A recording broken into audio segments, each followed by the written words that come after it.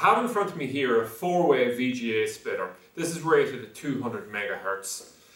Basically the purpose of this is to take an input cable from something like a DVR or a PC monitor and allow it to be divided up and fed to up to 4 different monitors. So in this particular setup that we have a demonstration either side of us, we have it running from a PC through a 4-way splitter, and in this case the 2 monitors, but just by way of demonstration. So let's just look at exactly what comes in the unit. It comes in this outer box here. We have a power unit then, it's a 3-pin plug in it, and what we have here is we have a little LED light on it which indicates if it's getting power. Very handy for troubleshooting.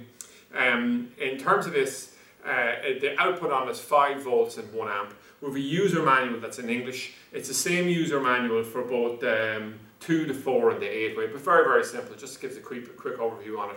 Very little setting up on this. What we have here on the front is we just have a little LED light that indicates if it's getting power on it. We'll actually see it powered on in this demonstration unit we have plugged in behind. And if I rotate this unit around, we'll see we have a VGA input on this particular side. So the cable feeds in here and we have 4 outputs on it.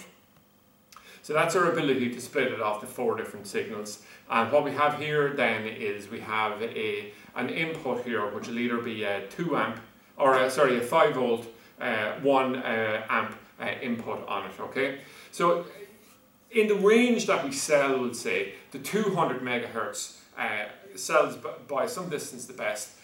But we do have our more expensive units that are 500 megahertz on it. But basically we'll say the reason that you might choose to use the 500 megahertz is if you had very long runs of cable, so long runs of VGA leads. We're selling leads up to, you know, not just like 10, 20, but all the way up to 50 meter lengths. And also we'll say if you're going to a large screen size, you'll get some benefit again from having the 500 megahertz.